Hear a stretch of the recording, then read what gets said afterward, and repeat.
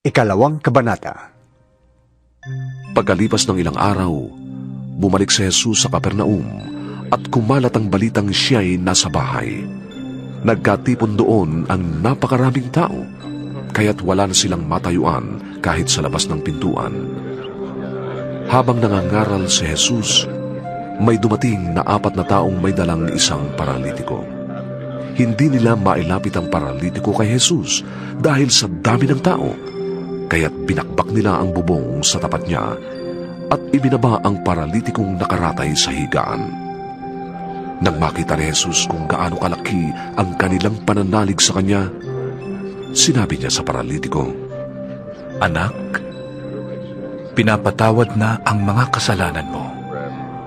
May nakaupo roong ilang tagapagturo ng kautusan na nag-isip ng ganito, Bakit siya nagsasalita ng ganoon?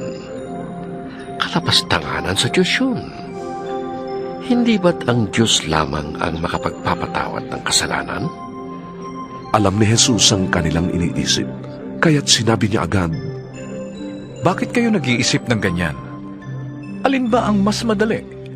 Ang sabihin sa paralitiko, pinapatawad na ang mga kasalanan mo?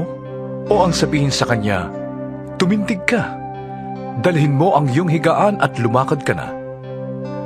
Patutunayan ko sa inyo na dito sa lupa, ang anak ng tao ay may kapangyarihang magpatawad ng mga kasalanan. at sinabi niya sa paralitiko, Tumindig ka, dalhin mo ang iyong higaan, at umuwi ka na. Tumindig nga ang paralitiko. Kaagad niyang binuhat ang kanyang higaan at umalis. Ang lahat ng naroroon ay pawang nang gilalas at nagpuri sa Diyos. Sinabi nila, Ngayon lamang kami nakakita ng ganito.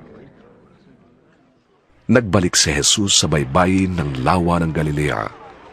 Nilapitan siya doon ng napakaraming tao at sila'y kanyang tinuruan. Pagkatapos, nagpatuloy si Jesus sa kanyang paglalakad at nakita niyang nakaupo sa paningilan ng buwis si Levi na anak ni Alfeo. Sinabi sa kanya ni Jesus, Sumunod ka sa akin. Tumindig naman si Levi at sumunod sa kanya. Nang si Jesus at ang kanyang mga alagad ay kumakain sa bahay ni Levi, kasalo nila ang mga maniningil ng buwis at mga makasalanang sumunod sa kanya. Nang makita ito ng ilang tagapagturo ng kautusan na kabilang sa pangkat ng mga Parisiyo, tinanong nila ang kanyang mga alagad, Bakit siya sumasalo sa mga maniningil ng buwis at sa mga makasalanan? Narinig ito ni Jesus, kaya't siya ang sumagot. Hindi nangangailangan ng doktor ang walang sakit, kundi ang may sakit. Naparito ako upang tawagin ang mga makasalanan, hindi ang mga banal. Minsan, nag-aayuno ang mga alagad ni Juan na tagapagbautismo at ang mga Parisiyo. May lumapit kay Jesus at nagtanong, Bakit po hindi nag-aayuno ang inyong mga alagad? Samantalang ang mga alagad ni Juan na tagapagbautismo at ng mga Parisiyo ay nag-aayuno. Sumagot si Jesus, Baka kapag ayuno ba ang mga panauhin sa kasalan habang kasama pa nila ang lalaking ikinasal? Hindi. Ngunit darating ang araw na kukunin ang lalaking ikinasal at saka pa lamang sila mag-aayuno. Walang nagtatagpi ng bagong tela sa lumang damit, sapagkat kapag umurong ang bagong tela, mababatak ang tinagpian at lalong lalaki ang punit. Wala ring naglalagay ng bagong alak sa lumang sisidlang balat, sapagkat papuputukin lamang ng alak ang sisidlang balat, at kapwa masasayang ang alak at ang sisidlan.